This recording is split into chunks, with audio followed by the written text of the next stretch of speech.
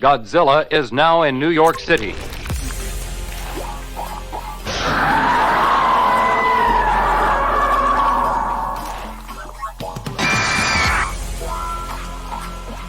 Monster 01 and 02, commence the attack.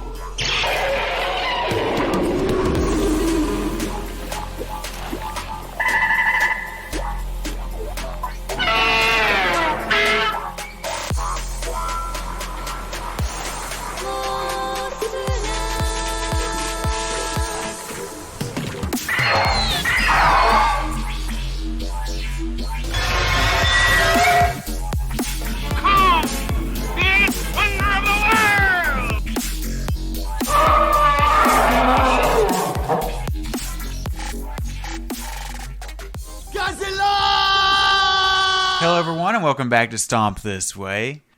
We're back to our review of the Gamera franchise with the third entry in the Gamera franchise. Dylan, are you making it so far? We're 3 movies in. You feeling good? Feeling bad? Feeling like, oh my god, when is this going to end? Hi. Hi. You'll make it. You will make it. It's not that bad. No. I've seen worse so far. Alright, so far. Just wait. So far. Yeah, I can't promise. I hear it only gets worse from here. Oh, worse is a relative term. It's going. I hear it only gets worse from here. But today we're reviewing Gamera vs. Gyaos. No. Yes. We're reviewing Gamera vs. Gyaos. That's what I just said. We're reviewing Gamera vs. Gyaos. I'm confused now. Or if you go by the original Japanese title, Giant Monster Dogfight, Gamera vs. Gyaos. Or I think that's a better title. Giant Monster Dogfight. Giant Monster Dogfight. The US title, Return of the Giant Monsters. Sure. German title, Gamera against Gyaos, Frankenstein's Fight of the Monsters. What's Frankenstein got to do with any of this? The Japanese English DVD title, Gamera vs. Gyaos, Boichi, and the Super Monsters. Yes. Yeah. But. Giant Monster Dogfight. But. You know, this is the third film, and budgets were starting to get a little tighter. And in one of those. Not by much. One of those cuts they made was to give Noriaki Iwasa, who was the director on the first film, if you remember, and the special effects director on the second film, well, they gave him both jobs this time around. So he had virtually complete creative... well, I don't want to say that. He had a lot of creative control over this movie. And he and his creative team made a concerted effort to really gear this movie towards children, if you noticed.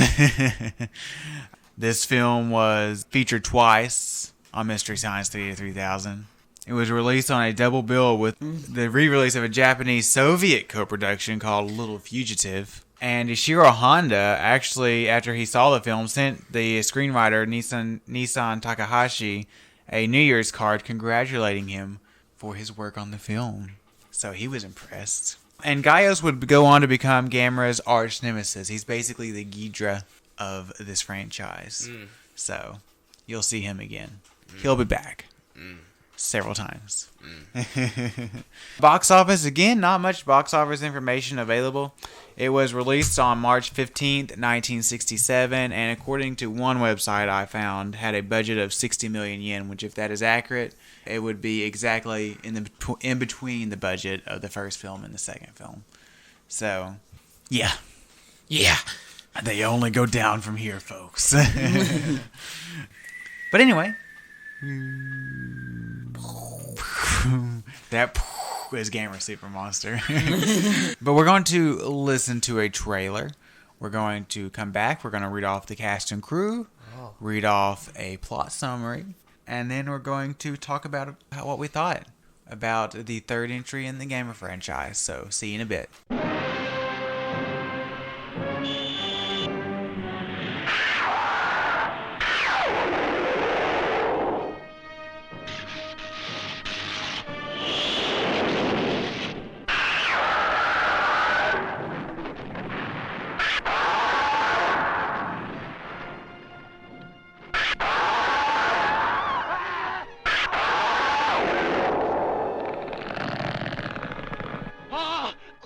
ギャオスに食われるぞ。逃げないか。俺たちであの子供を助けるんだ。いや、そんなこと言ったって兄貴を頼りないな。よし、俺一人で行ってくる。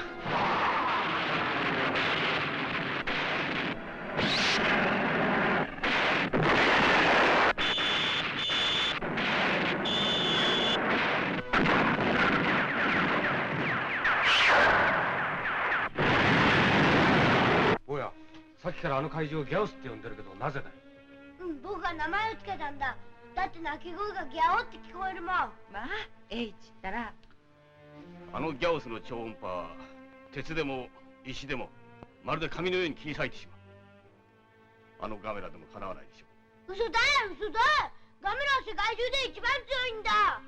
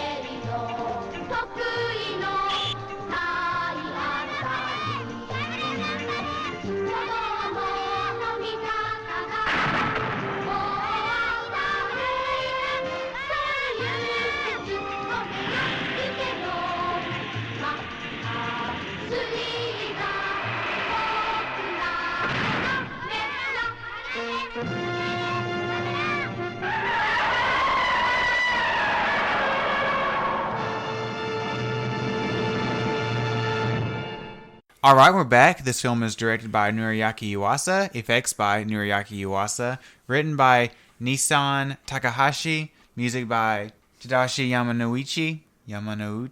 Yeah. Sure. Starring, coming back after he apparently really didn't want to be in the last film, so I don't know if he, I guess probably because he was under contract and they told him that he had to be in this movie. Kojiro Hongo, Kichijiro Ueda, Reiko Kasahara, Naoyuko Abe, Taro Murai, Yukitaro Hoteru, Yoshiro Kirihara, and Teruro Arigaki as Gamera. I do not know who played Gyaos. They did not have that information on any of the sites I visited. So, I'm sorry, guy that played Gyaos. If he's not dead by now. I don't know. It's possible. Maybe, maybe not. I'm still sorry, even if he's dead. Okay? He still has feelings. I'm sorry. Anyway, please read your plot summary.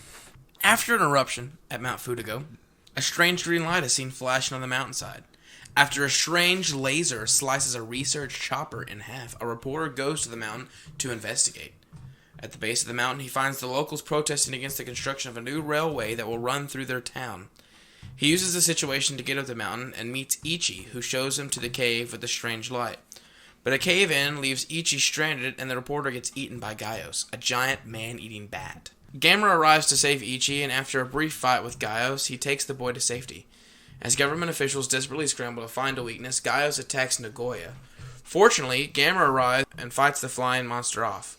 From the encounter, scientists learn that Gyaos cannot survive prolonged exposure to sunlight, and begin to plan accordingly. A plan is devised to lure Gyaos out with fake blood, and then to make him dizzy. It nearly works, but the machines turning the platform burn out. Finally, they decide to burn the force to simultaneously lure out Gyaos and to attract Gamera. The plan works, and after a hard-fought battle, Gamera drags Gyaos into the erupting Mount Fudigo, presumably killing him. Yes. Presumably. Yes. Yes. Yes. But this film is kind of complicated. There are some subplots that I left out or condensed. But we're here to talk about them. Are you excited? Hey. Well, this film starts out, with these volcanoes erupting, and we see, of course, this strange green light glowing on the side of Mount Fudigo. Oh, I love strange green lights. I love strange green lights. And I think it has a great attention grabber scene when this research chopper goes up and then it gets sliced in half by this yellow laser beam. Slice and dice. And What movie is that from? I don't know.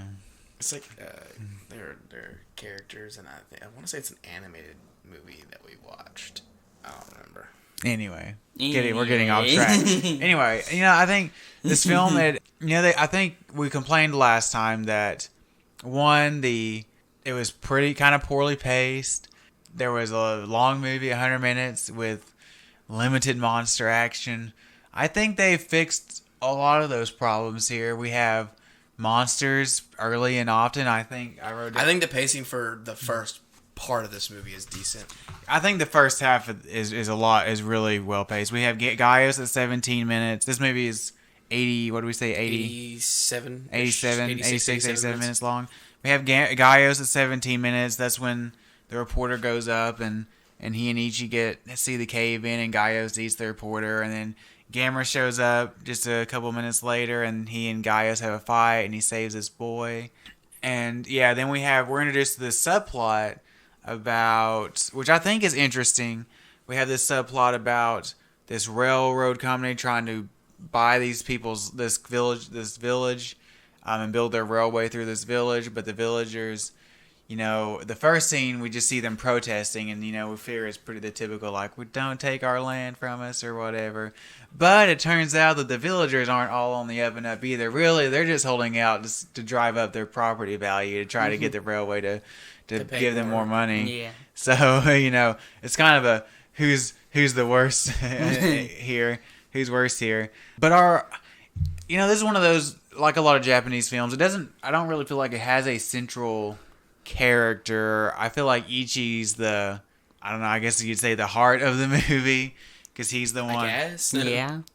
Obviously this movie's meant for children. He's the child character that the kids that can most relate to. He gets to ride on Gamera's back, which is like the dream of all the children watching this movie. So, and Ichi's not bad. He's, as far as children actors go, he could be more annoying than he is. He looks like Russell from Up. He does, yes. But, there's also the villagers. You have then the people from the railroad.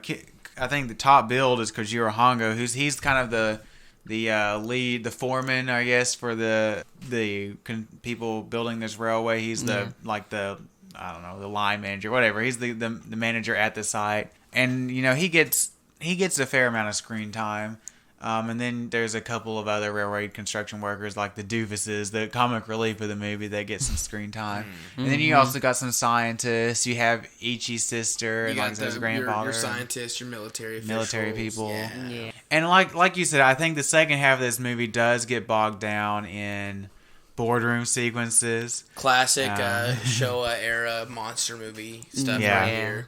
Just gets bogged down by, oh, well, we got this problem. What are we going to do about it? Oh, where is he? Well, okay, there he is. What are we going to do about it? Yeah. Okay, so we could do this. Oh, no, that's not going to work. Let's do this. Oh, that's not going to work. Well, here we go. We got this idea. Yeah, the second half of this movie really does struggle with that. But, one thing I really like about this movie is I think that the monster fights there's 3 of them. There's 3 separate monster fights between Gamera and Gyaos. Wow. I think they're fun and inventive. You have Gyaos with this laser beam that is like a focused supersonic laser that slices through anything like a knife through butter. And, so they do a lot of fun stuff with that. Really violent. Gamera... Lots of... If the blood in this movie was red, it would be rated R today. Because there's a lot of it. But Gamera has blue blood. And, there's a lot of slicing his arms, his tails, his head. And then I love how, Gyaos has bright pinkish blood. Yeah, he's like this purplish. I don't think it's really bright pink. He's kind of like this purplish color. Pink. Blood. Magenta.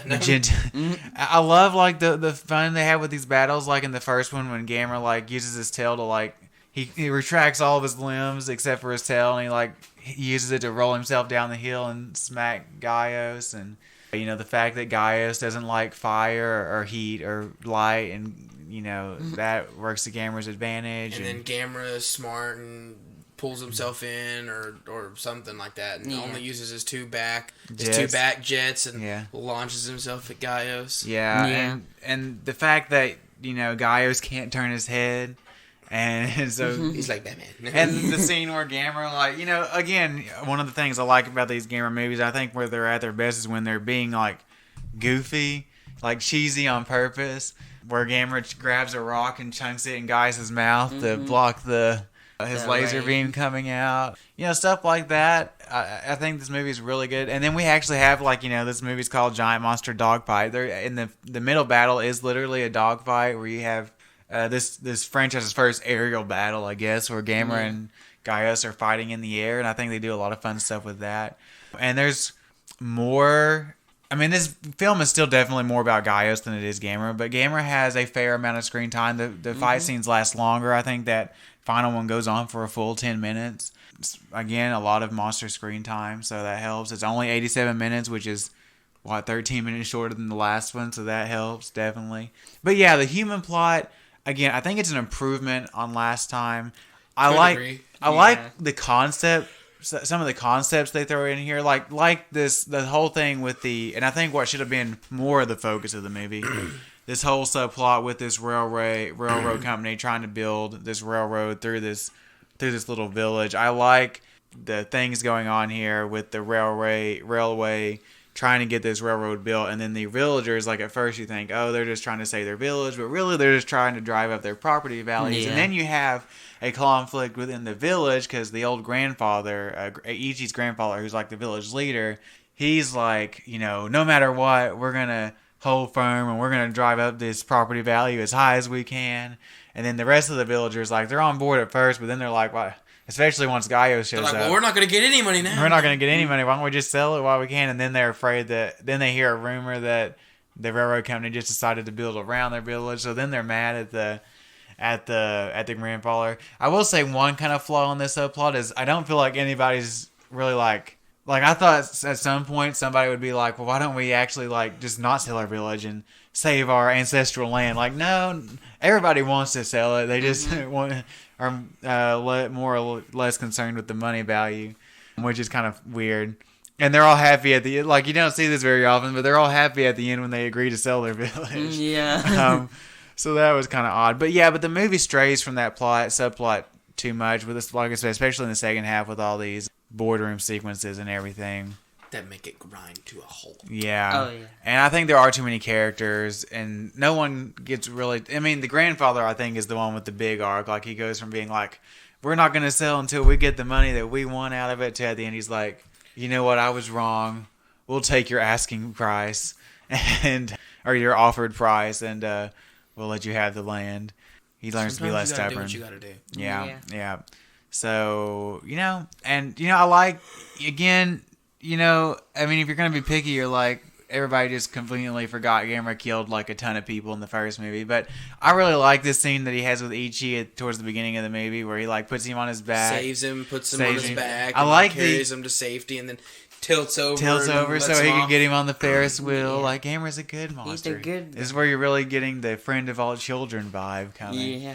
It will come to full fruition in the next movie, trust me. Oh, yes. It is great. Yes. So, there's a lot of things to like about this movie, but it still has some flaws story-wise, but I think it's, again, I talk about that formula. I think they're almost there with that formula that they're really trying to establish. Again, I think they really hit it full stride, for better or worse, in the next movie. It's worse. You don't know. You haven't seen it yet. Yeah. It's worse. But, yeah, so... again, a good improvement. Still some kinks to be worked out. Yeah. Anyway, did you enjoy the story? Were you intrigued at all? Were you intrigued about any of these subplots? The first half I thought was decent, and then it just kind of really does grind to a halt. Like, at one point, we're sitting here watching this movie, and Aaron paused, and I'm like, really? We're already that far in? I was like, that's not bad. I was like, all right. And then I'm like... Let's get on with it. Yeah, I definitely see that. And I agree. I think the second half of this movie does struggle. Stops.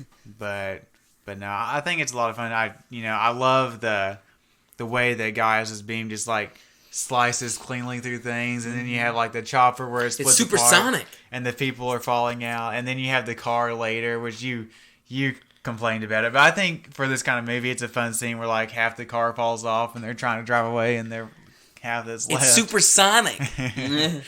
But yeah, His beam is supersonic. supersonic, Yeah. supersonic double cheeseburger.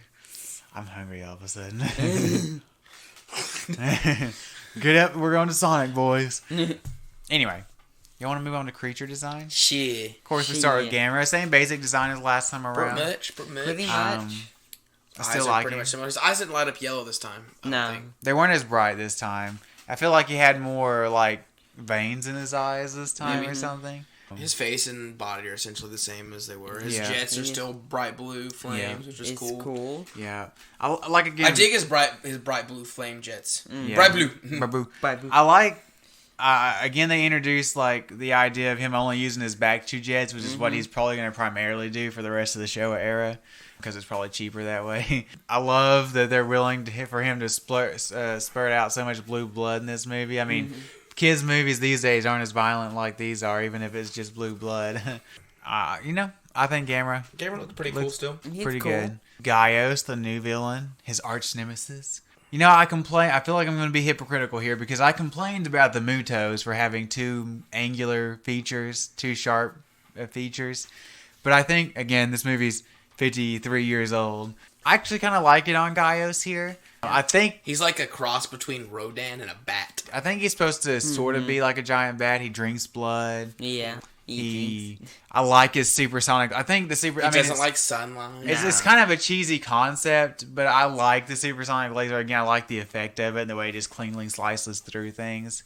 But Yeah, he definitely has a very triangular head, and then he does. kind of has little jet off the back of it. Yeah. So like if you took like an isosceles triangle and then put two smaller isosceles triangles on the top of corners. technical here. Take God, geometry. Geometry. That's his head. And when he gets out in the sunlight, he starts to turn red and starts to burn up. But he's got right there where the two ear, I'm gonna call them ears, I guess. He's got like little blue lights in there. I like when he gets his foot ripped off by Gamera. Spurts pink or purplish blood. Yeah, everywhere. and then we have like the scene that's kind of icky. Then she grows back. Icky, I'm sorry. Where the foot grows back. Yeah. And then I think he kicks a rock and gets frustrated. And he's like, It's kind of funny, yeah.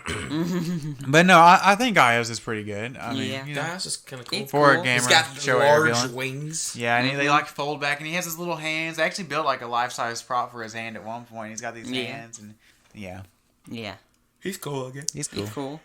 I mean, And he glides when he flies. His wings don't flap usually. Except when he's doing his hurricane force winds. But he just I will say if he's supposed to be like the arch villain. the arch villain, the Ghidorah of this franchise, not near as menacing as a three-headed dragon. No, he is not Ghidorah on Ghidorah's level, but in the future, especially when we get into the Heisei era, what's so menacing about Gyaos is he travels in flocks.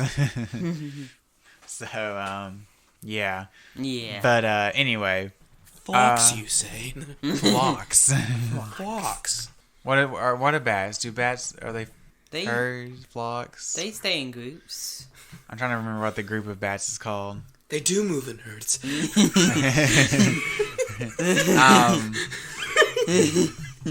Anyway, The herd a kaleidoscope of bats. Jurassic That's Park. butterflies. But anyway, They do move in herds. anyway, back on track. Is that all the creatures in this movie? Yeah. Yes. Effects. Effects. And not. I'll say they're about on par with the last movie. Yeah. Except for the rear projection shots. There's some rough rear projection Yeah. shots. Some matting matting is a bit hit and miss. But like the last movie, largely, the matting was kind of hit and miss in the last movie too. but largely, I think the production values are still good in this movie. I think there's a lot of, some of the model sets are obviously models, but I think largely the model sets are really good in this movie. There's a lot of moving parts and stuff involved. I don't think there's as good as standout models like that dam Yeah. sequence at the beginning of the last movie, but the model work's still pretty good. I think the Nagoya model is pretty good. This Nagoya attack scene is pretty impressive, I think. But yeah, I think largely the effects. I love his laser beam. they're effects. about on the same par as the last The movie. fire effects. There's a lot of minus the rear projection. explosions. Yeah, the jets and the helicopters are kind of cheesy, but again, I love how they just fall apart, like when they get sliced. And I love the blood effects and everything. But yeah, largely, let me tell you, this movie and Barugon are by far the best the Showa era Gamera is going to look. So I learned to appreciate it. Maybe not quite on par as Godzilla when Godzilla was at the peak of his game. But no, I think the effects are decent in this movie. Definitely. Yeah. Yeah. Yep. What's the final thing we talk about? Score. Score. I think it's an improvement over last time.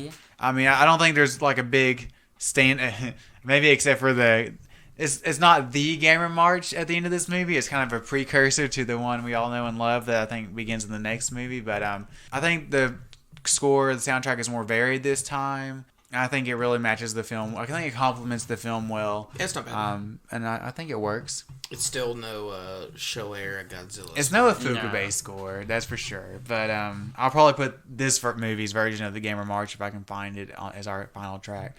If you were listening to our last episode and you're like, why isn't a Ifukube piece playing at the end of 20 Million Miles to Earth? That's because I could not find the soundtrack to 20 Million Miles to Earth anywhere. So I was like, I'll just put a classic Ifukube piece on here. So that's what I did. But anyway. But yeah, the score of this movie is pretty decent. Are we ready for some final thoughts? Sure. Angel, would you like to begin? Well. It's an alright movie. I think it's pretty good. I think it's a little bit better than the last one, at least. The effects are a little hit and miss at times, but it's on par with the last one, at least. The monsters look cool. Gyaos. I like his look of Gyaos. He has a cool triangular face and big old wingspan. I think the book says it's like 135 meter wingspan. He's a big old boy. He's a big boy. Yeah. And Gamera, he's the same looking, basically. His eyes are a little different, and his face looks a little different in the last one, but he's basically the same. And the score is alright. I like the score for this one. It's a little varied. Mm-hmm. It's cool. I think I'm gonna give this movie a C. A C. A C. What do you think, Dylan? No? Not a C. Not a C? Not a C. Okay. Okay. It's okay. It's okay. It's okay. The first half of this movie is actually pretty decent. I think the pacing's pretty good comparatively to a lot of these monster movies that we've watched. It gets... We say this a lot about a lot of movies, I feel like, but it really does kind of get right into it. But it sets up a lot of stories that could be intriguing and interesting, like this subplot about these village people. Yeah. And then we get into some monster action that's engaging and entertaining, and then it just freaking grinds to a screeching halt, in my opinion. And it gets really slow and really boring and really bogged down by a bunch of just random subplots that essentially go nowhere. Yeah. I think that the kid actor's alright, and I think that focusing on this child in the movie is definitely probably the route that's going to work for these movies. Yeah. I know you say it's going to get cheesy, but I guess we'll see how cheesy. Oh, top of the line cheese, baby. Oh, yeah. Came straight from some Wisconsin factory. Oh, yes, it did. But I could definitely see how this is probably the route that became quote-unquote successful. Success is a strong word. It's a strong word for since the it ran out of money real fast. For this Showa era franchise. But yeah.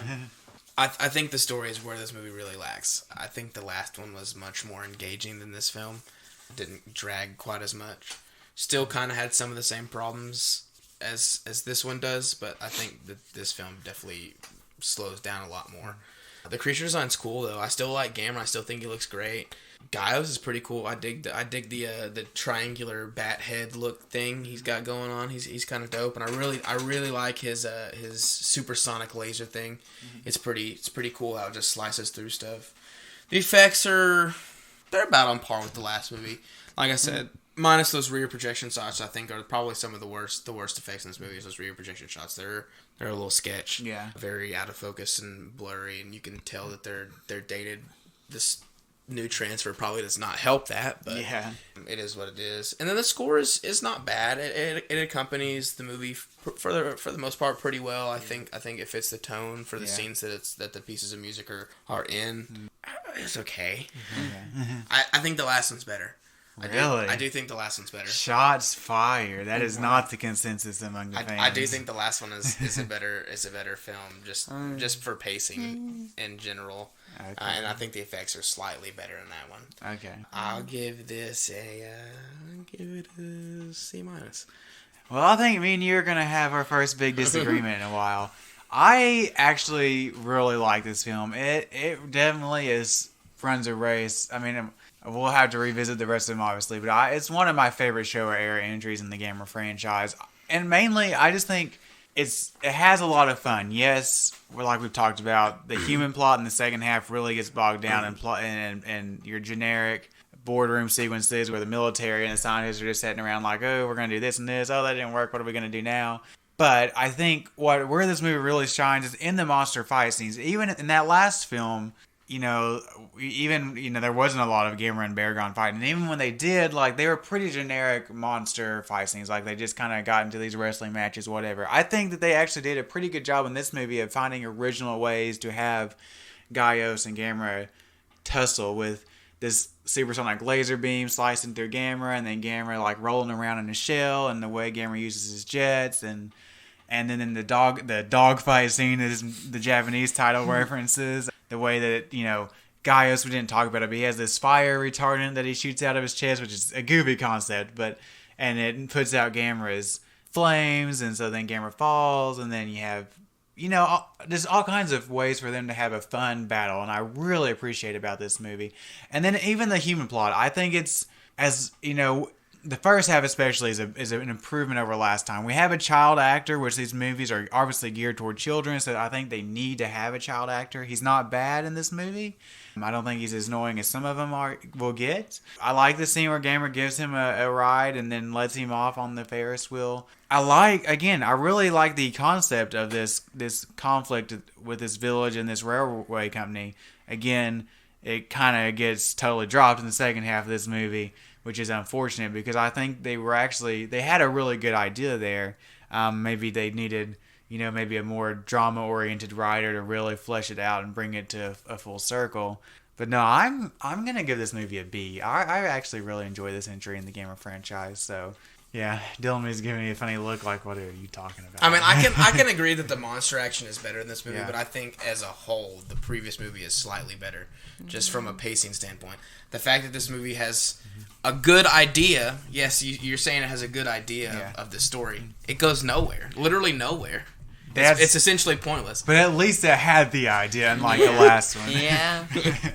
Literally goes nowhere. But no, I mean, and then the pace of this movie is just. It's the second half of the pacing is just horrible. Yeah, I mean, I see where you're coming from, but really the main sticking point I have is I really like the inventiveness of these monster fights, and that will always get good brownie points with me. There you go. It's weird. I give a better grade than you. I gave the last one like a D+. I don't know why. You're the one that's supposed to be like the second fan. Andrew is harsh over here. Andrew confuses me. He gives stuff like really positive comments, and he's like D+. D+. I'm like, what? I didn't get the last one that good a positive comment. Okay. Well, I don't really have any news. I mean, for being honest, we're only recording this I guess it's been 3 days since we recorded the last one. You recorded that Monday? Monday. It's now Thursday. Today's Thursday. We're getting back ahead of the game, guys. Yeah, I'm trying to help Aaron get ahead because he's got to edit this. That way he can maybe actually get it out on Tuesday. And especially considering I have a lot of homework coming up. But I'm in the last month stretch, guys. And then I don't know what I'm doing with my life. But we'll worry about that when we get there. Yeah, Aaron graduates in December, I think. We'll worry about that when... I'm not even they sent me an email please send in your picture for your virtual graduation. I was like, screw you. Virtual graduation. Yeah. I'm not even going to log on for it. I don't care. Aaron's probably just going to take a job at the company he's working at. Yeah, that's what I'm planning on doing. I got the wrong degree, guys. Listen, do something you enjoy. Yeah.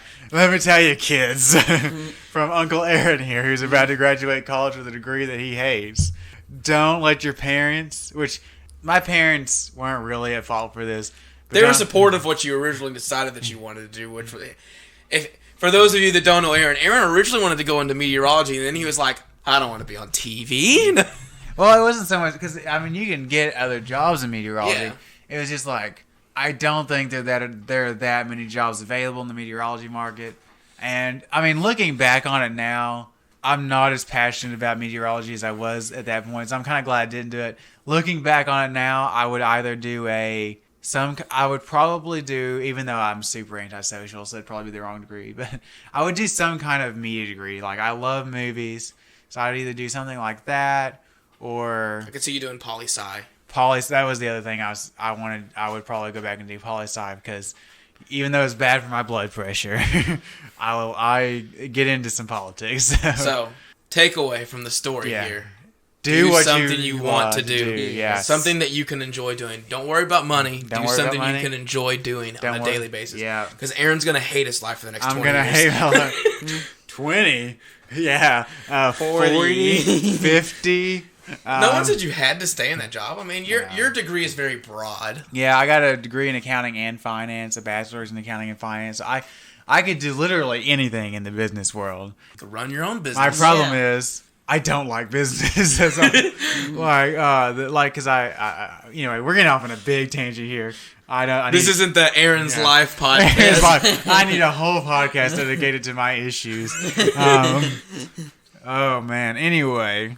What were we talking about? There's no news, but if you want to hear more from us, we have a YouTube channel called DNA Film Reviews, where we post movie reviews. Obviously, there's on occasion. Obviously, there's pretty much no new content that's come out since March, and there's not going to be really any new content until who knows, maybe next spring, if ever. At least in a theatrical exhibition standpoint. Yeah. But we do have things planned. We're going to finish out our Christopher Nolan series. We're gonna do. I think we're gonna do something next month for Christmas, and we have a series of reviews planned to have some sort of content next month. Whoa, Dylan, jumping the gun. Whoa. But keep a lookout for all that. Like I said, it's DNA Film Reviews. Yeah. But other than that, you can contact us for this podcast at stompthisway1954@gmail.com. This is true. We also have social media accounts. They are Facebook. Yep. They are Instagram. Yep. And they are Twitter. Yep. They're all at Stomp This Way on all those. Make sure you give us a like or a follow. Be sure to tell your friends about us. That's right. We also have a website. Andrew, where can they find that website? Well, they can find that website at www.stompthisway.podbean.com. This is true. That's right. What is over there, Dylan? I don't know. I don't either. Somebody should. Somebody should. It's a great question. Let me look it up. Let me see. No. So over there we got Oh my God. Whoa. Aaron. I think you need to change the name. No, over there we got our full schedule of events, subject to change as always, as well as grades for previous episodes listed on that schedule. You can also find backlogged episodes and whatever news Aaron decides to keep us updated with. That's right. But aside from that, I think upcoming we have... Next week is Half Human, an Ishiro Honda film that none of us have seen. Exciting. He only made it like 6 months or like maybe a year after he made it. It came out the year after Godzilla came out. Godzilla. So, it's one of his earlier works. We also have Gamera vs. Ross, obviously, the fourth Gamera movie. And then we have, I believe, the Giant Gila Monster. And then we'll continue on from there. So, anyway. So, look forward to that stuff, definitely. But other than that, I think that's all we got for you this week. As always, thank you for listening. I'm Aaron. I'm Andrew. And I'm Dylan. And we'll catch you in the next one.